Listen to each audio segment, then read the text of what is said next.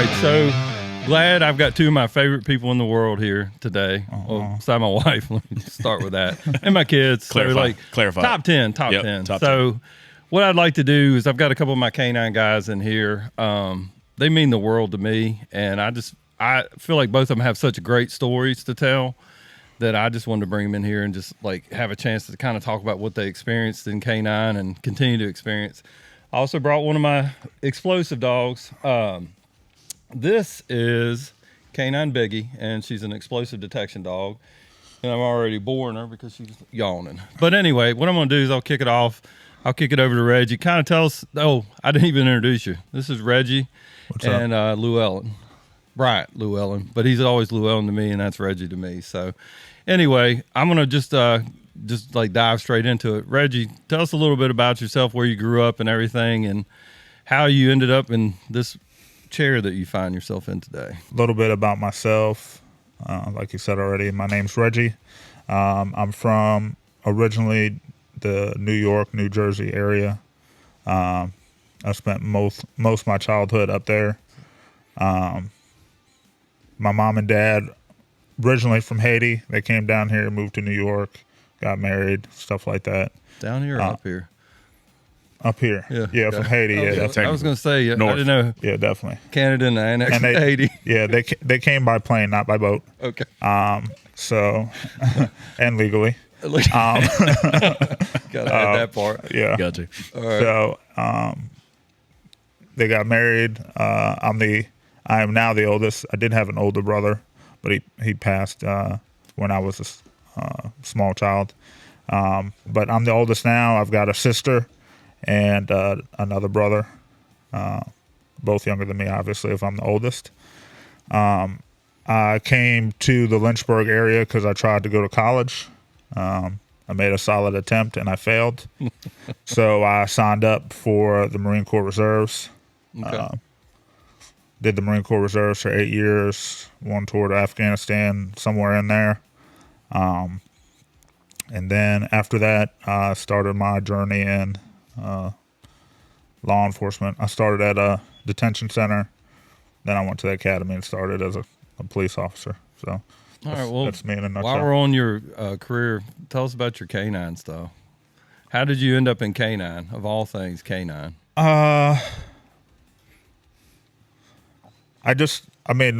Your whole law enforcement career, you watch, you take interest in something that you enjoy, and I enjoy dogs, and I enjoyed watching, police officers work their dogs. I thought it was interesting, entertaining, and it was definitely something from the beginning in my law enforcement career I definitely saw myself getting into.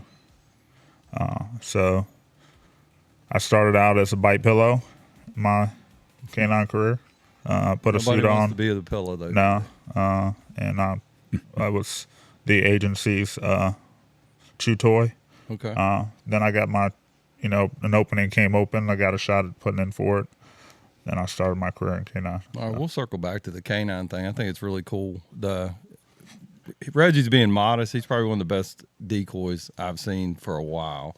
And he's really being modest, saying a pillow, but he moves around and does a great job.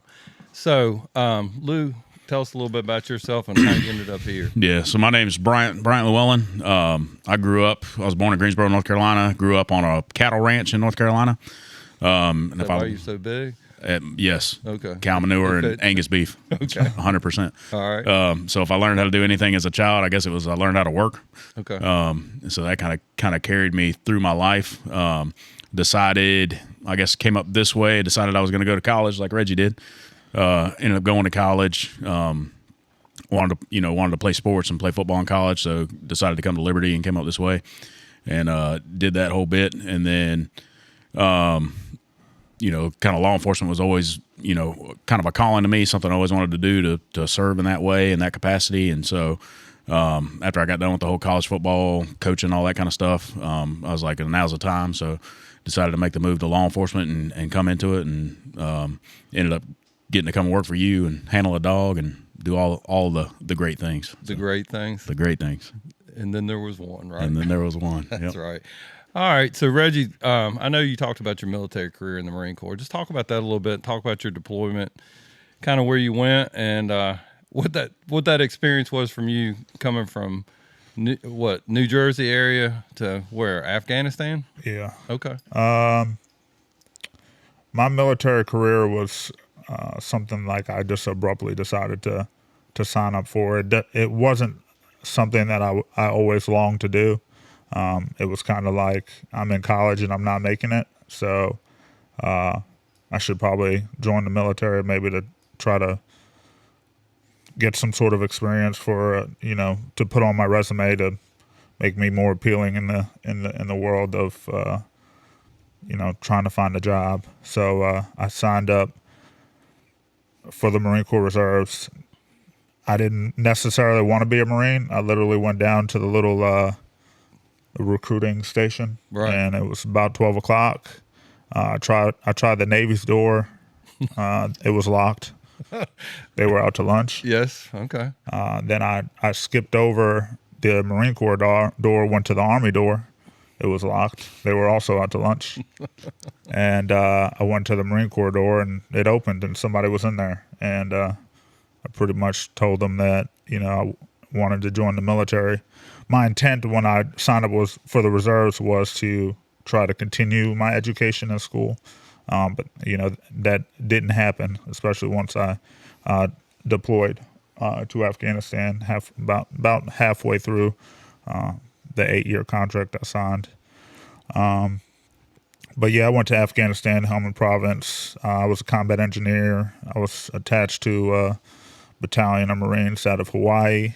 So tell us real quick, for people that don't know, an engineer sounds like you were building buildings and stuff. No, that's not what you did, was it? No, it's more of like explosives, finding explosives, building explosives. It's really a jack of all trades, right? You go to combat engineer school and they teach you a little bit of everything.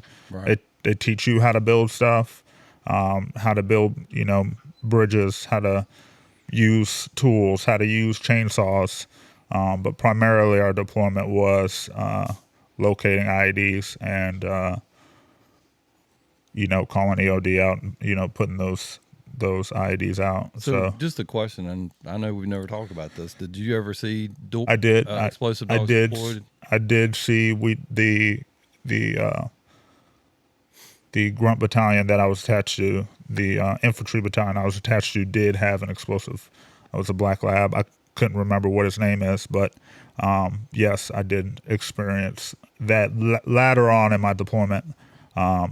Initially in the beginning of my deployment, it was just they gave us a minesweeping stick and we went out there and kind of just poked around. Yeah, poked around until something beeped, and then we moved back and did it that way. You didn't hit it's a good plan. Right? Good plan. But then halfway through, I moved to a different part of Afghanistan, and those group of infantrymen had a K-9 attached to it, so that was cool to see. How would you describe the area you were in?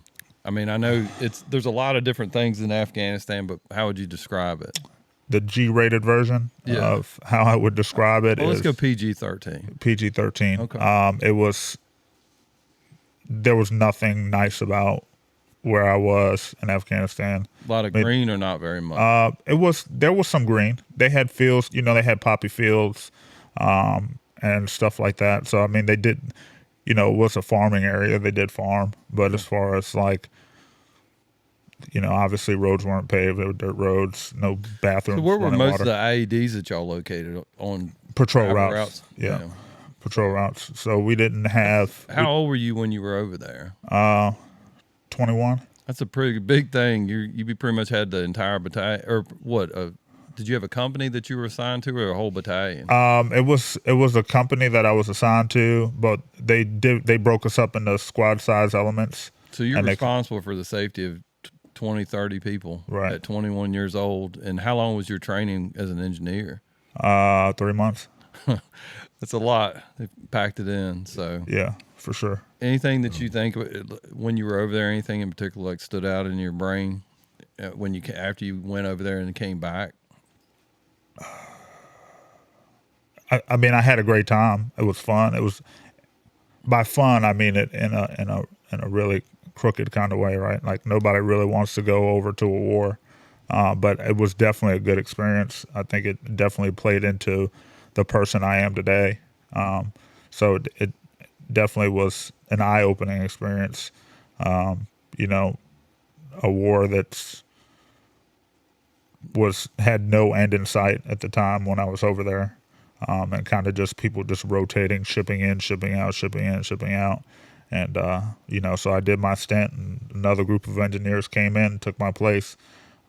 But overall, it was a good experience. I think one of the most interesting things I think about when I think about the military is if you look at what we did in Afghanistan and what we did in Iraq, and then you go back to the Wild West, we did the same thing. We had fortified areas, and you always got hit between the forts. And it's the same thing. The only difference now, instead of errors, you have explosions. So. And, you know, like my experience over there was when you were fortified, you never got hit. It was always when you were not fortified. Was, you know, when the Taliban, if you will, would make attempts at you and the individuals that were out there. But yeah, you're right. I mean, they always tried to find the weakest point, and so. So Lew, talk about your experience at Liberty. I think one of my favorite stories, and we won't start with that, but talk about your experience in college athletics. Yeah, so I, you know, like I said, I grew up in small town North Carolina, and so I was the big fish in a small pond. So I was like, yeah, I can go play Division I football. And we're not talking about the Liberty that I went to, where like we're talking about like you had some men up there. Oh yeah, absolutely. Not saying I'm not even men, like freaks of nature. Yes. So I went and decided to walk on at Liberty. Okay. Went there in 2008. Got cut from the team one time actually. So I said, well, I got to work out harder. And so I worked out harder, ended up making the team as a freshman. And then I remember the story you're talking about. I played defensive line at Liberty. So I remember. So what does a defensive lineman at Liberty looks like in 2008? In 2008, most every D lineman was about 6'4", 6'5", 6'6", 300 pounds, 295 pounds. And they were really slow, right? They were like running 4.6, 4.7 40s, like just freaks of nature, absolute freaks of nature. So I remember getting up there. There was an O lineman lined up in front of me. I was on scout team, which is like the practice squad guys. The pillows. The pillows of college football. Yep, the bite pillows of college football. Right. And so this offensive lineman lined up across from me. This dude's 6'5", 320 pounds. One of the biggest humans I've ever seen in my life. I'm like, you know what? I got this. Like, I'm supposed to be here. Put my hand down on the ground. I remember the football was snapped and everybody disappeared. And I was like, I have never seen a 300-pound man move that fast in my entire life. But you're like, I'm glad he didn't hit me. Yeah. I think I was supposed to do something. I was supposed to do something, but like I don't know what to do with my hands now. So I'm just like, I didn't have pockets. I didn't have pockets in my football pants. So I'm just standing there in the middle of the field. Like, so I think what's really interesting in the interaction with you is just your desire to get better, both of you. But like, how did college football mold you into the person that always was pushing to get better, never accepting, like, tomorrow is another day to get better. Yeah. How did you adopt that? Yeah, absolutely. That 1% better every day mentality. Well, I learned quickly that, I wasn't the big fish. I'm not very athletic. I'm, just kind of middle of the road. And I learned that if I outwork everybody else, then, I'm going to make it. Like, I'm going to be successful. And that proved true in college football for me. I ended up going from walk-on to all-conference defensive lineman, led the conference in sacks my senior year, was a team captain, like got to do all those cool things. And like literally it was just me, like, I'm going to work harder than everybody else for 4 years, and then that stuff's going to pay off. So then you transitioned into like coaching and strength and conditioning. I did. I don't think people realize how much of a science. We watch the TV. If you watch it on TV, it's like NASCAR. Yep. They look like they're moving fast. Yeah. When you get down on the field, you're like, these dudes are flying. Yes. Talk about like the prep work that goes into getting these athletes ready, yeah, and all the information that they have to collect to get the good athlete. Absolutely. So, so I did the coaching stint. I actually coached defensive line at Liberty for 3 or 4 years, and then I was a strength and conditioning coordinator for the offensive and defensive line at Liberty.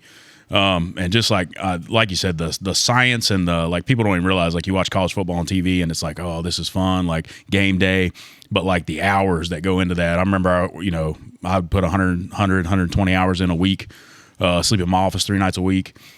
Just preparing stuff, going out trying to find kids, preparing programs for kids. Like, I mean, you would spend 40 hours writing a program for the team for a week. I mean, you'd put just as much time in it as you would. Everything is meticulously calculated. How much they're running every day in practice. Everything's measured by GPS now. Everything is kept track of, like the statistics on every single athlete. So no guesswork. No guesswork at all. Everything is down to a science. I know how much you're sleeping, how much you're hydrating, how much running you've done this week, what I need to cut back, what I need to increase. Everything is like percentage driven. I mean, it is literally a science. We had machines that measured the speed of the bar, and so if your bar was moving slower than it was last week, we're going to dial you back. Or if your bar was moving faster than it was last week, and we're just talking about in workouts every day, then we're going to dial you up because we're going to get the absolute most out of this athlete as they can possibly produce. How does that interpret, like, during practice? Because one of the things that I took my son to, like, a lacrosse camp, and he couldn't believe, like, the precision that everything was, the drills, everything, and you either got it or you didn't get it. They didn't spend any time. No. So talk about what happens if you miss a workout or and you don't go to the workout. What's going to happen to you? Yeah, well, that's not really an option. We never had guys that miss workouts because, like, it just was not an option. It was like it's kind of like that you're jumping on a moving train, and you either jump off, the train's not going to stop for you. Right. It's just going to keep moving. And that's how college athletics works. Like that train's always moving. The team's always moving in a better direction. Everybody around you is getting better. So, like, really the option of missing a workout or missing practice or something like that just wasn't applicable, because, like, you could go from a starting player and then you miss one practice and all of a sudden you're fourth string. Like, you're not seeing the field. So what kind of data would y'all collect, like, during practice? Could you measure, like, how much their effort they're putting off? Yep. I mean, you can actually measure effort. Yeah, so I could actually measure effort in practice, measure G-forces guys were obtaining.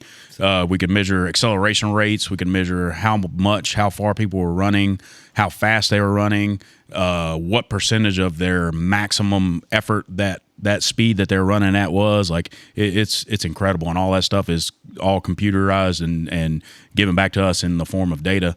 So you have to actually convert that information into workouts and things yeah, like that. Absolutely. So you take all that information. It's not just collecting information. No. It's analyzing it. Yep, analyzing it, and then forward. What's the best way moving forward to keep getting this person better. I brought my window look. I see that. That's why they put me in K-9. They couldn't. That way they couldn't tell which one of us was looking the window. Was it me or the dog? So anyway, so Reggie, just talk about. I know both of y'all, and I've seen how you work, and I see all the effort that y'all put into K-9. Talk about what it takes to be a decoy. Like, just talk about that, and talk about, like, it's not just a job. It really is your passion, and it's something that you believe in. And I think everybody always thinks, just like in snipers, they think the guy that is pulling the trigger is the man. It's not that's not the man. It's your spotter that's giving you a win, your change, and everything else. And if we've got a really good patrol dog that's biting, driving into the bite, and everything that they're supposed to do, they're doing it because they have an excellent decoy that knows how the timing of the dog, rewarding at the right time. Just talk a little bit about that from a K-9. I'll say that, like, starting out my K-9 career, I was taught a way to decoy. But the importance of a decoy was never really explained to me until I had the opportunity to go to a seminar, and got to learn from probably one of the greatest decoys, the bite doctor, the science or the skill that goes into it. It's not just about putting a suit on and standing there and waiting until the dog comes at you, and that there was a whole lot more to it than just that. So obviously when I first started, I mean, that's all it really was, right? They put me down, wiggling around and screaming when they bite you. Right. You go stand down there 50 yards. I'm going to send the dog. Once he gets close to you, start running, and just tuck your hands in the suit. Don't get bit in the hand. To a school where they taught us about bite dynamics and the different problems you may have with a patrol dog, how to work those problems, how to make them better, how to make them stronger. So it went from something that was explained to me to be so simple to something that is really not just you give, the suit to the youngest cow in the K-9 unit and tell him to put it on, and if he doesn't want to, then he's not meant to have a dog. Right. So, I mean, a decoy can make or break your patrol dog. I mean, in my opinion, it's definitely super important to have somebody decoy for your dog that knows what he's doing, because if you don't, you can just make bad habits or bad dynamics worse if you don't have somebody that knows what they're doing. So what's the biggest lesson? It just kind of popped in my head. You know how I am. Talk about our experience that we had in Chattanooga. What's the biggest lesson we learned about a free dog? What is that? Do you remember going to Chattanooga and picking up a dog? Oh,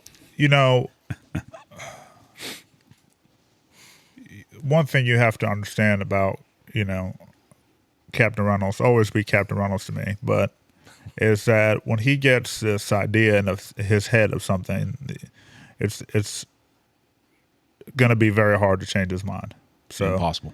I say after that he had the idea that we were going to get another dog, but this dog was going to be a dog that if we can find it, it's going to be free, and we're going to train him ourselves, and we're going to do it. And of course, I'm just like, hey, like, let's go, let's do it.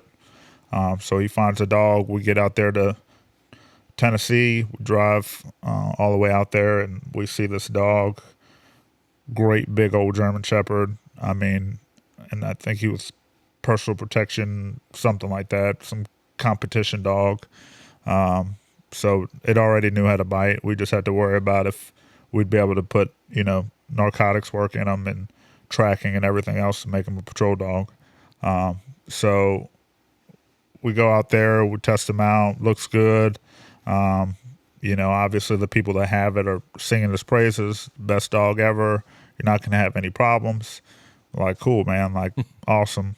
Like, this is a blessing in disguise. Like, I can't believe this dog that is so great is going for free. Until we stop and on our way back, and we're like, well, we're going to give this dog a little bit of a break and let him use the bathrooms. And, Juette laces up and gets the dog out of the car, and immediately the dog turns around and bites the leash. And so we're sitting in the parking lot of a Burger King or some fast food joint, and there's cars everywhere, people standing outside, and Juette's playing tug of war with a German Shepherd, giant German Shepherd that we have no idea other than just meeting him. I mean, obviously there's no bond or anything. The dog doesn't know us from anybody else, but he's playing tug of war with a leash in the parking lot of this fast food joint. So we were somewhat limited with the corrections we could make in front of a crowd. In front of a crowd. We weren't going to try to choke him off a leash or anything like that. So we just let him win that day and put him back up in the car. And, and then he attacked us again once we got to the kennels. We thought, well, we'll just let him run around a little bit, and then he tried to eat all of us. Yep.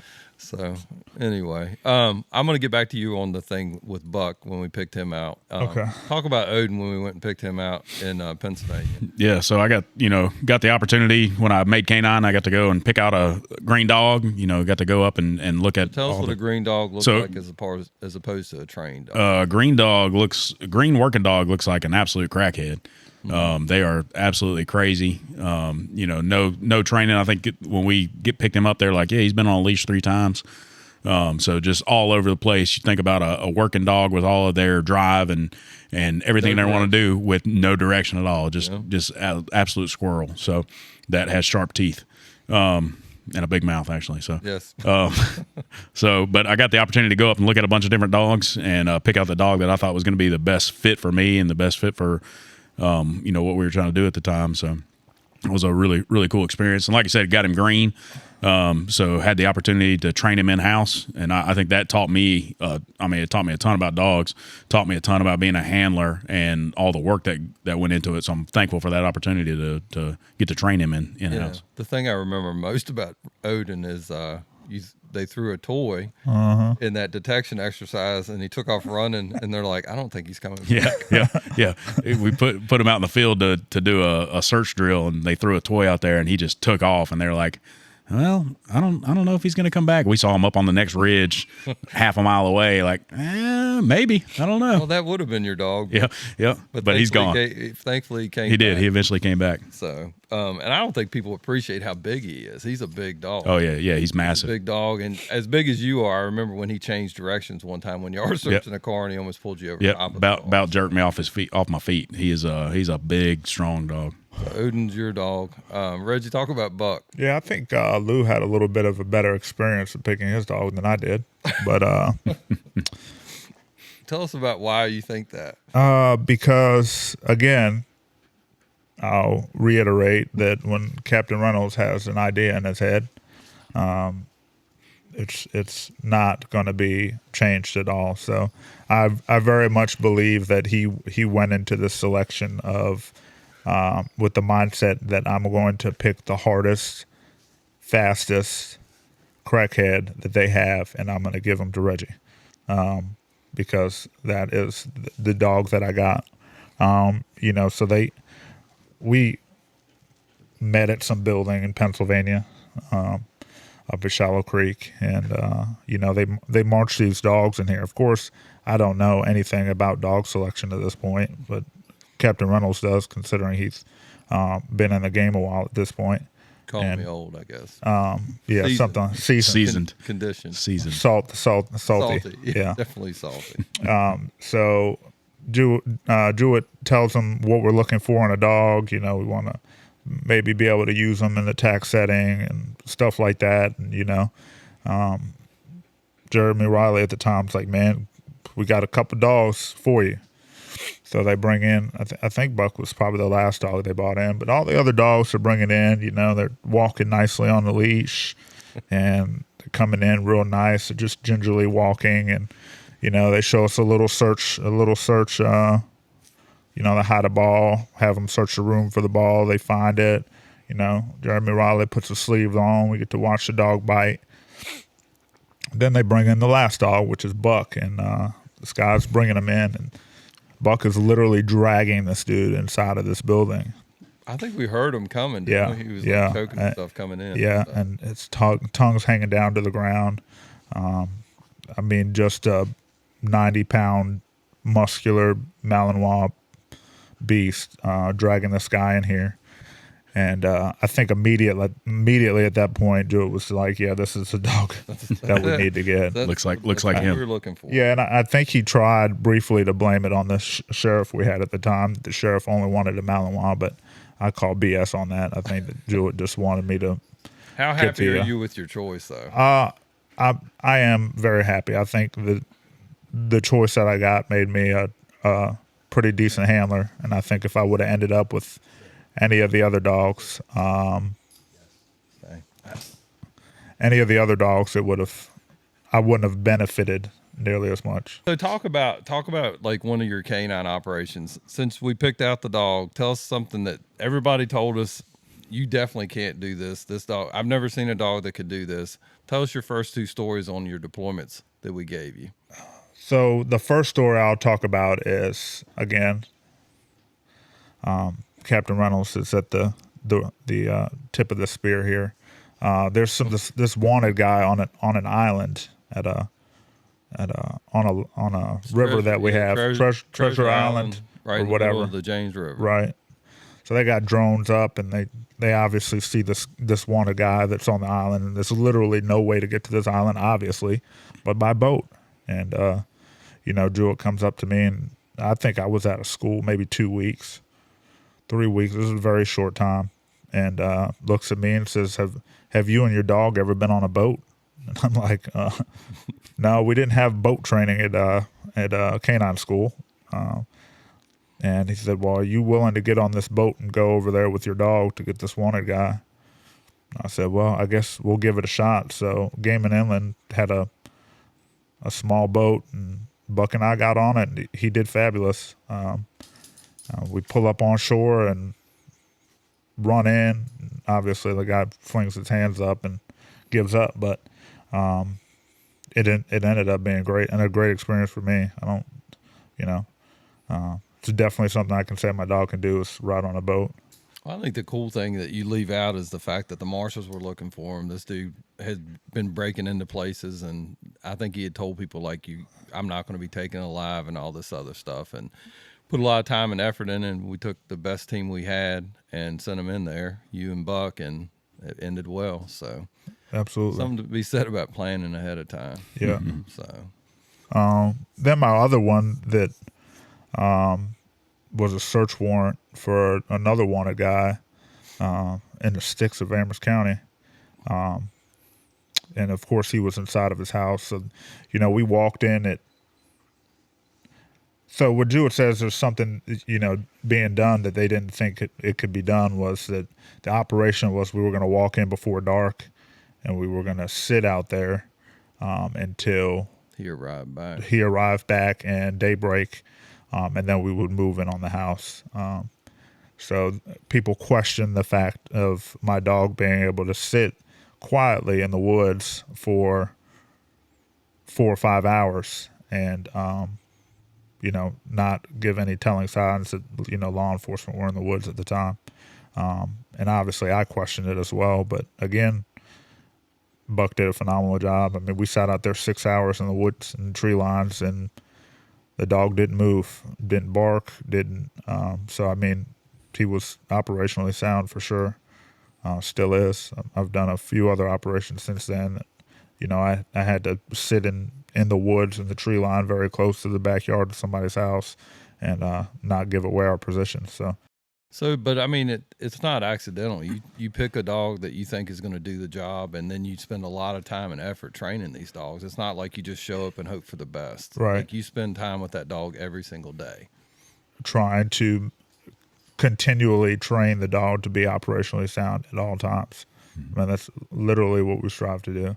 And I'll say that this is why that, you know, K-9 is not necessarily a job for everybody.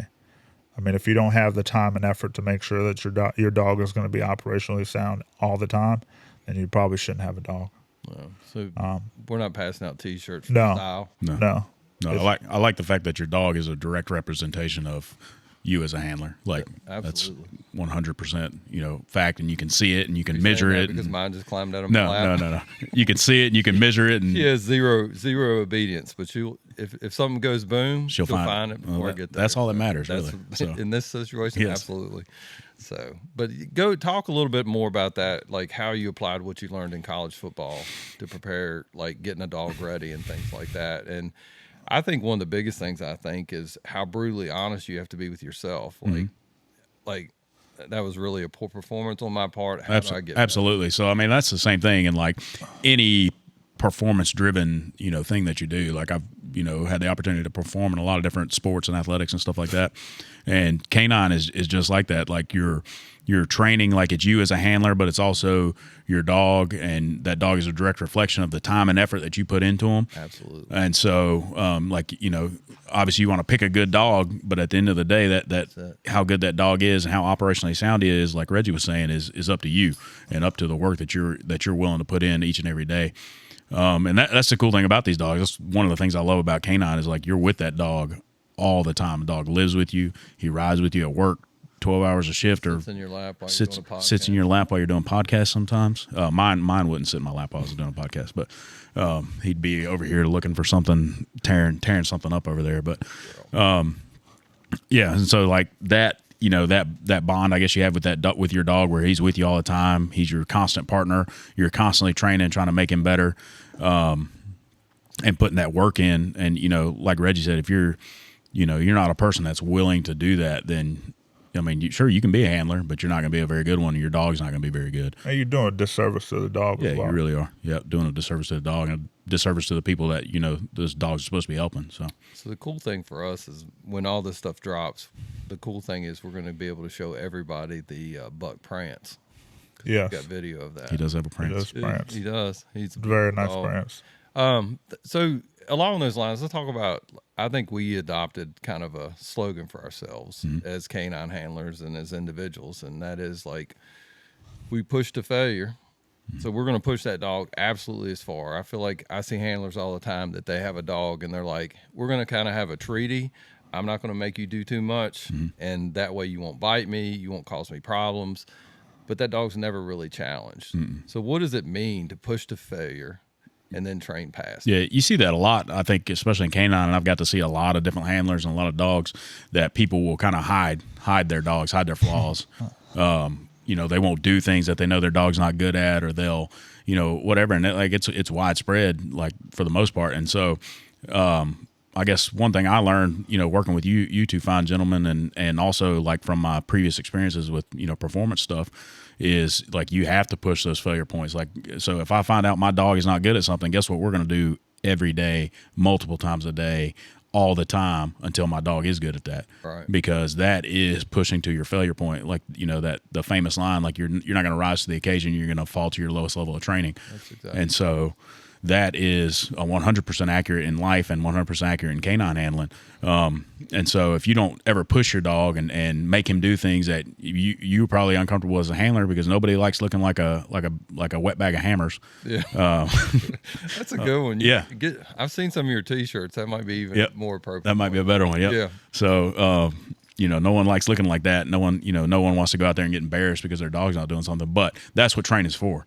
That's why we're out there. That's literally why we're out there doing stuff, because when, my number gets called or my dog's number gets called and we're expected to perform on an operational level and, potentially save lives or get criminals off the street, then you better, you're going to know my dog's ready, because that's my responsibility. So that goes right with the story. I love the story because I was in it. But anyway, besides that, what I really like, talk about the time that we gave you the Mission Impossible. I want you to sneak up underneath the trailer and extract somebody when they come out. So we're on a ton of meth. We're on a joint TAC vice operation. K-9. So we deploy. They're like, we're going to deploy in the woods. So we hiked in from the back. We hiked like 2 or 3 miles you in. Had a couple of snipers from adjoining jurisdiction. Had a couple snipers from adjoining jurisdiction attached, or I was attached to them, or they were attached. We were attached together. And we made a little team. And so obviously we were going to observe, and then we were going to be the takedown team once this guy exited the trailer, because there was a bunch of meth in there. And when I say trailer, this thing was like a tin can. Had holes all in it. This was probably a camper from 1968, and it looked like it. So the wheels were rotten. It had been out in the weather since 1968. But anyway, so we hiked 2 or 3 miles through the woods, and kind of the same thing Reggie was talking about there. Like, the team I was with, they're like, your dog's going to be quiet, like he's going to be able to sit in the woods, and like we're going to be able to wait. So obviously we have no idea when this guy's coming home. When we're going to be able to get him, all that kind of stuff. And so I was like, yeah. He'll be good. We work on this. So we're camoed up. We're hiking through the woods. We hike up to the wood line behind this trailer, and there is like garbage everywhere back there. And so we have to get into a position, like, obviously I can't take this dude down from, 25 yards out, 30 yards out, because I'm not in a position to get hands on him or ensure the safety of everybody around there. And so I'm like, well, we got to get closer. We got to get closer to that trailer. And so I'm like, if we go through this trash, though, it's going to make a lot of noise. Like, there was like aluminum cans scattered about. I was like, this is like a noisemaker. So the meth heads security system. Yeah, the meth head security system. I drink meth and throw cans in the yard. Missed a few trips to the dump. You will not sneak up on me. You will not. You'll not. Tripwires everywhere. Yeah. Beer cans. Yeah, beer cans. So I was like, we got to get closer to this trailer. And so I'm like sitting there thinking, I got my dog in the harness, and so I'm like, I'm just going to pick him up and I'm going to sneak through the cans and just carry him by his harness so that we don't make noise. And so I pick my dog up, and the dudes are like, how heavy is this dog? He's about 85 pounds. Yeah. And so you curled a 85-pound dog. Yeah, had my rifle in one hand and my dog in the other. Okay. And so I'm tiptoeing through these cans. It's probably, I wish I had it on video because it's probably hilarious looking. Tiptoeing through these. We had I think we had. Yeah, I think we did have a drone up in there. Yeah, we had a drone. Yeah. And so I'm tiptoeing through these cans with my dog, and I just like, hear the dudes in the back just kind of snickering a little bit, the sniper team snickering a little bit. And so like we ended up getting up underneath this trailer, and I down him literally underneath the trailer, because there's no cover anywhere, no cover or concealment anywhere else. It's just this trailer sitting out surrounded by cans. And so so I'm literally like, all right, well, this is the only spot. When he comes out of this door, like we're gonna have to get underneath this trailer. So I run up to the front of the trailer, set my dog down, I squeeze my big old tail underneath the little 1968 camper, and we're sitting there waiting on this guy to step out the door. As soon as he steps out the door, we pop out and end up getting him. But it was just a funny. Was he surprised to see you? He was very surprised to see me, actually. Yes. Yeah. Those damn cans didn't work. I know. He's like, man, I've never had anybody sneak through the cans. I reset the alarm? Yeah, I do think that people take for granted that these dogs are just like automatic. I told a supervisor I had one time, I was like, well, until we figure out how to install that on-off switch in their ass to flip on and off, we have to train. Because if we don't train, they're not going to be good. Yep. And so one of the proudest moments for me with y'all, honestly, was the time we were at that seminar and all the other kids were at the playground looking good, doing their little things, and where were we at? We were getting humbled by, what was that decoy? Remember the decoy that we went over to? So talk about that real quick, like the school that we went to, that seminar we went to, where everybody else had all the things where they would just send their dogs on an operation. It wasn't easy, but you can't really make that much of a mistake. You send somebody running, a dog's going to go bite them. So what did we end up doing? We went to the line that nobody was at, the ride nobody wanted to be on. Yep. The hardest ride. The hardest ride. The hardest ride. Yeah, talk about the hardest ride. So we went to a seminar. The Humbler. It was the Humbler, yeah. Went to a seminar put on by K-9 Law and Order, Throwaway Dogs. And it literally is a free to the agency seminar that's paid for by sponsors. So it didn't cost us any money.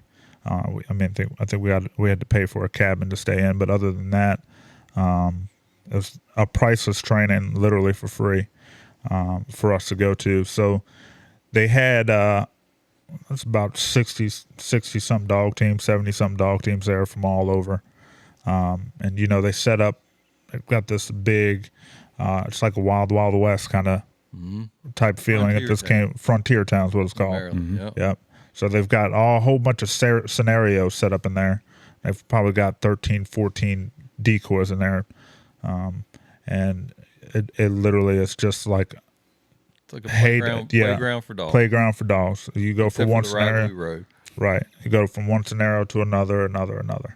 But then up at the top of the hill, Frontier Town, NC K-9 had their bite table set up, and you literally go up there and you strap your dog to the table, and let the decoy work, and he gives you his honest opinion about your dog. Probably one of the best decoys out there too. Yeah. Definitely, he gives you an honest opinion, whether it hurts your feelings or not. He's going to give you an honest opinion about what your dog can do, cannot do, where you need to improve and do better. So, like we talked about before, it's a lot of times people want to hide behind, hide their dogs and their abilities because they don't want to be humbled.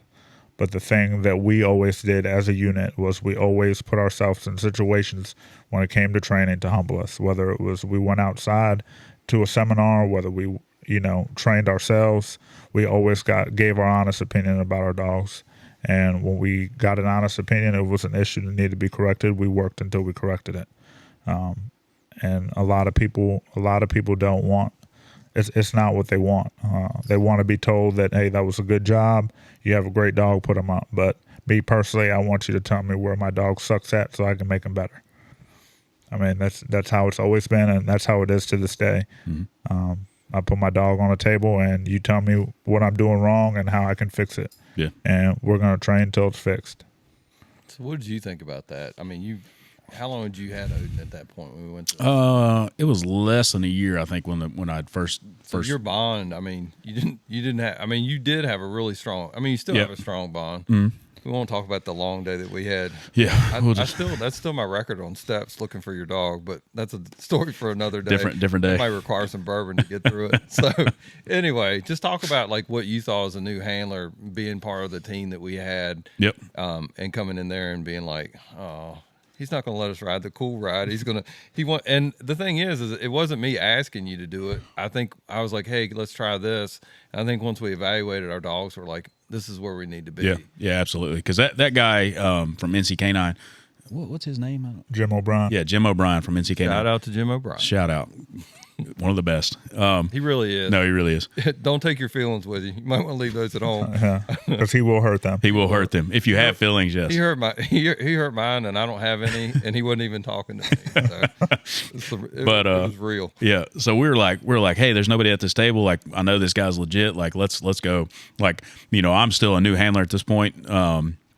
Still learning my dog, still learning, canine handling in general. And so I was like, absolutely, let's go try this. So we go and try it. And he's like, hey, this, and this. Like, I was like, absolutely. Like, that's how I get better. Like, I don't need a yes man telling me, oh, your dog's great. And like, just like Reggie said, all this stuff, like having a yes man just creates apathy.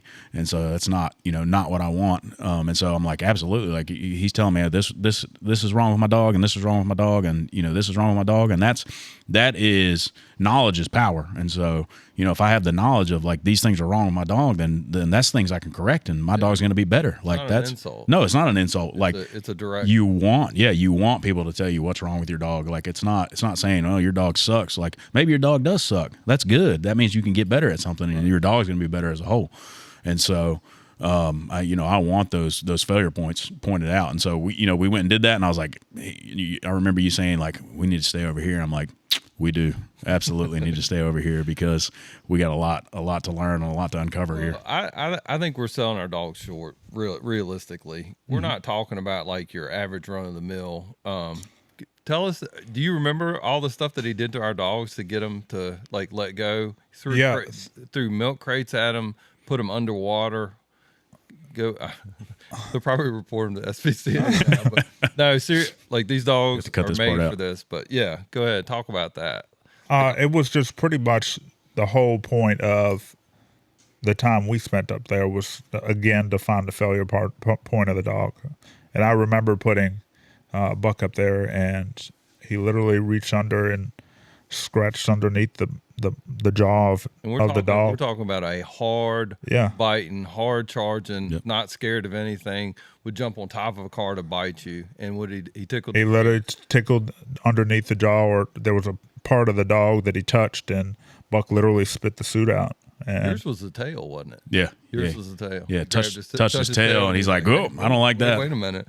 I'm like, good to know. My temperature? Or what are we, good to know. What are we doing here? So literally he's like, well, go put your dog back in the car, give him a break to think about, him spitting it out, and we'll come back and do it again. Sure enough, gave him a break, came back out, did it again. Buck didn't do it.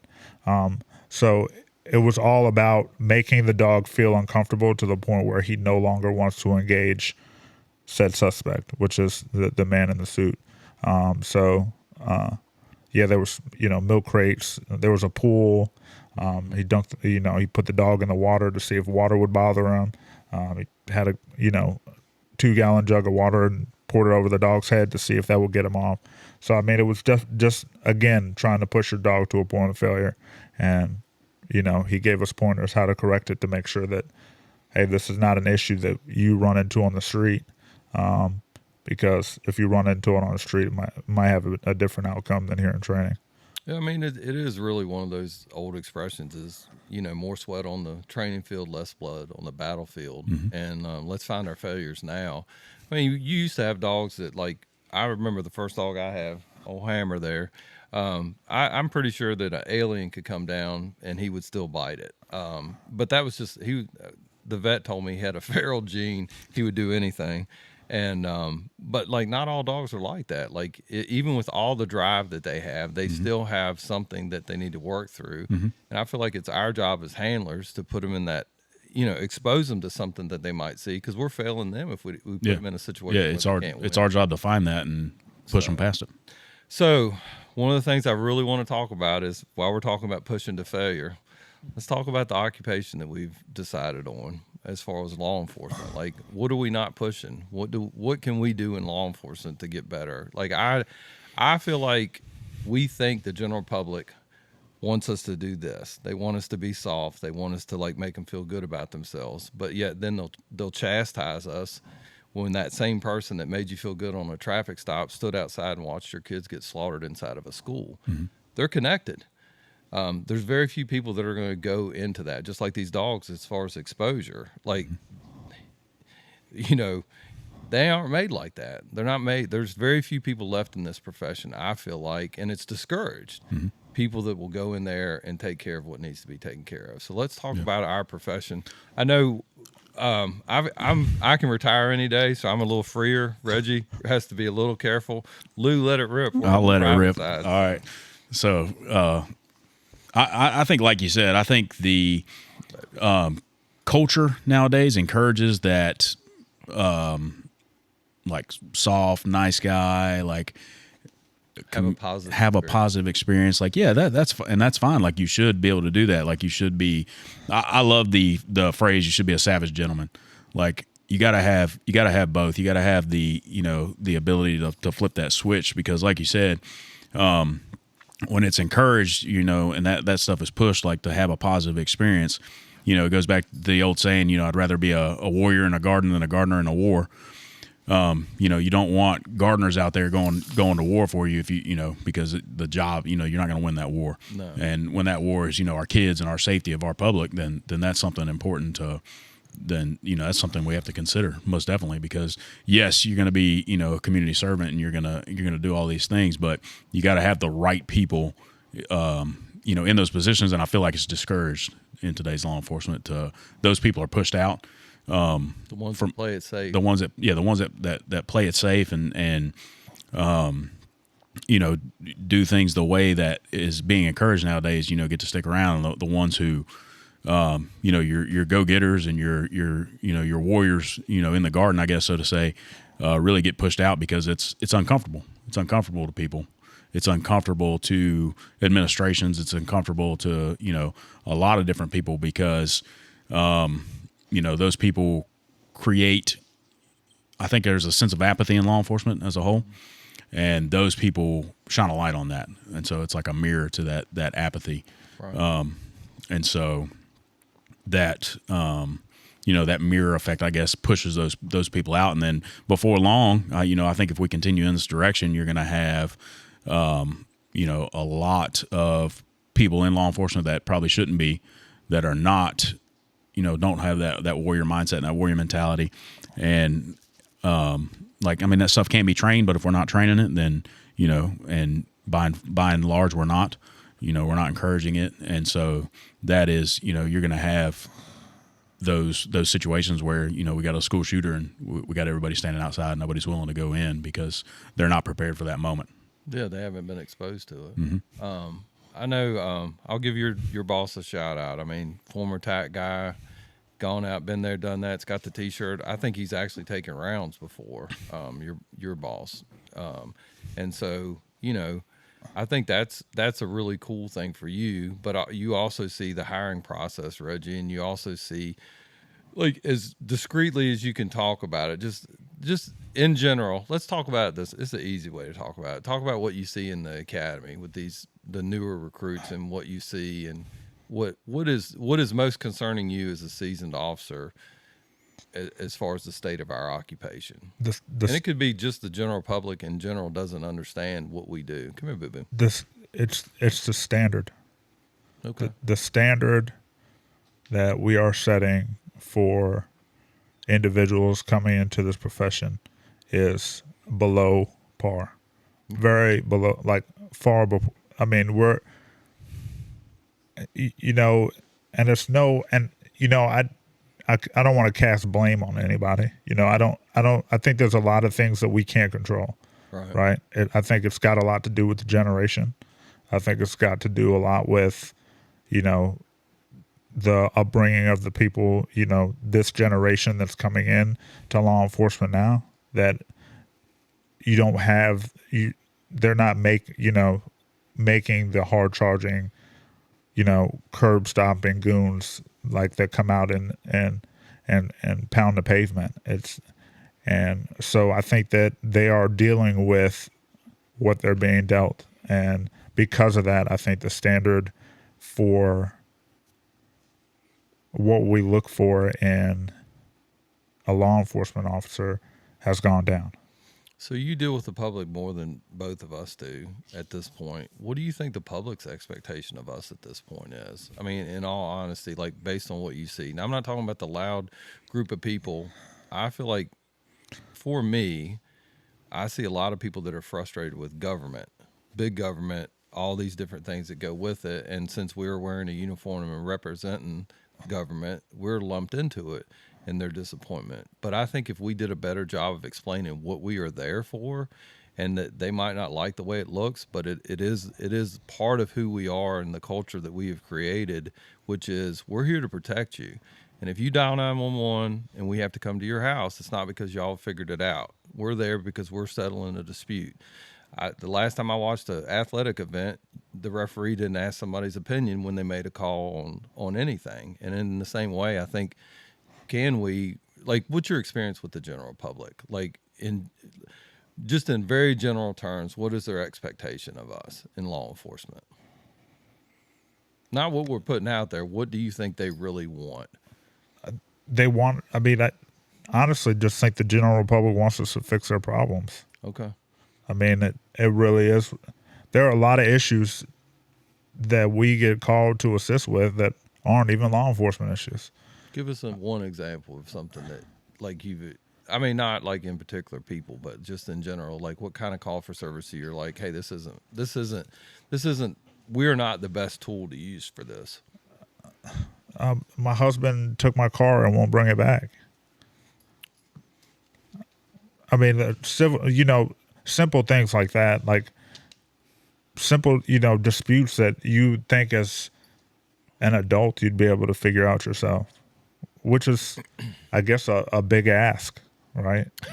For people to actually have an issue and say, hey, let me pony up and handle this myself. Be a grown. Be an adult. It's hard. I think that, a lot of these calls for service, that we get called for by the general public aren't your calls that require, us to necessarily save someone's life. We do get those calls, but I'd say the majority are, routine. My dog ate my homework and, can you fix it? You think that's a mentality that's been sold to the general public about government, that is like, hey, the government's supposed to fix everything? I'm always amazed in taxes. Like, we pay all this taxes, we overpay, and then we're really happy that they gave us our own money back. I don't know. I think a lot of it is just people are just literally like, I can't fix this problem, so the cops can fix it for me. Yeah.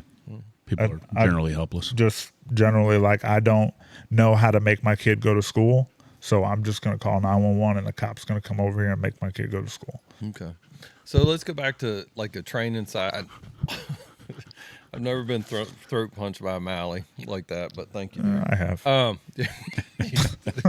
about the time you got throat punched by a Mally. I think I sent that video to you the other day that was pretty funny. Where that dude with the muzzle. The muzzle got hit him right in the throat. Dude, that looked very painful. Yeah, I don't know that he got up after that. Yeah, he definitely had to take a break. But no, like from my standpoint, what I look at as far as in law enforcement, is it that we're not educating the public about what our responsibilities are, or what can we do in this occupation? One of the reasons why I decided to do a podcast like this is I just feel like the general public doesn't know what we do, and there's not a voice out there saying, hey, this should be your expectation. Like I really have the core of my being believes that what is going to happen in this, in law enforcement and what we're doing is you're going to have to decide. We can either go out there and interdict people before they go into your house and commit an act of violence. And that interdiction might involve violence, and it's probably going to be captured on a camera. It's either going to be captured on my body camera, or it'll be captured by somebody who's going to get one angle of it.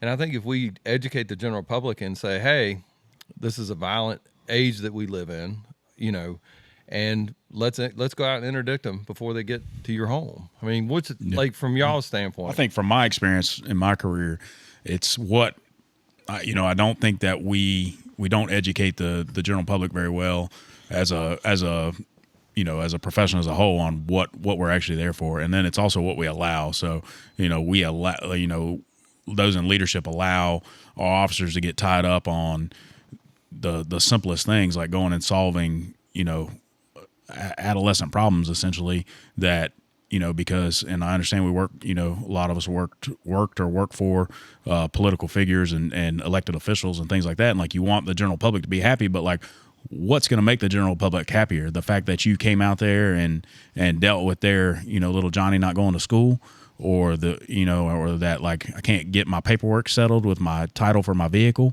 which is really not law enforcement related, but takes up a ton of our time. Right. Or like you said, you want us going out there and actually interdicting criminals and taking care of crime problems, people, that are out there to steal, kill, and destroy, I guess, innocent people. And I think as a profession, if we educated the general public, and like, that's a great, I think, lesson for sheriffs. If sheriffs and your constituents, because that's small time government. Like, you get to interact with those people every day. Like you can very easily not sell, but like educate those people on, like, hey, like, we would love to come and help you, and we would love to be there in 10 minutes to come and solve your civil issue, but like, my officers are out here actually fighting crime and trying to prevent crime. Yeah, absolutely. Like, I would rather than take a report for a stolen car, I would rather go and catch that guy before he steals those cars, because a lot of those guys are out doing other criminal activities, and we can do that by being empowered to do our job the way that we know we can do it, and that without being, I guess, sidetracked to all these other things. What's your thought, Reggie? I have no comment at this time. No, I mean, I have comments. I think that educating the general public would be very beneficial as to what a law enforcement, what you're to expect out of a law enforcement officer, what a law enforcement issue really is, what the use of 911 is really for, and what we are doing out there that they don't see. Because sometimes, you have people that think that we're out there and we don't do anything. So there are things that happen behind scenes that they don't necessarily are privy to the information that we're, in order to do things to keep the community safer. But yeah, I mean, I definitely think that educating the general public as to what we do as law enforcement would be very beneficial. Yeah, I mean, I really do believe, and it irks me so much to see us respond in mass. I mean, we do such a great job of responding after something happens. Mm-hmm.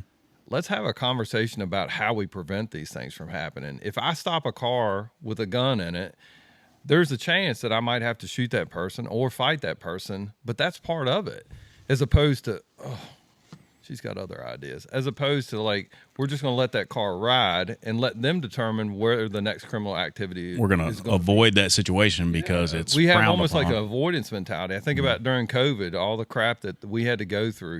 We were taking calls and standing in people's front yards talking to them, and dealing with their domestics and everything else. And I just think that if we, as law enforcement, did a better job of saying, like, look, this is what our job is.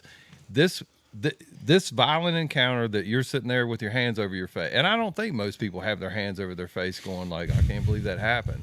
I feel like most of them are like, thank God it wasn't me. Mm-hmm. I'm glad I didn't get, I'm glad I didn't get beat. I'm glad I didn't get shot. Mm-hmm.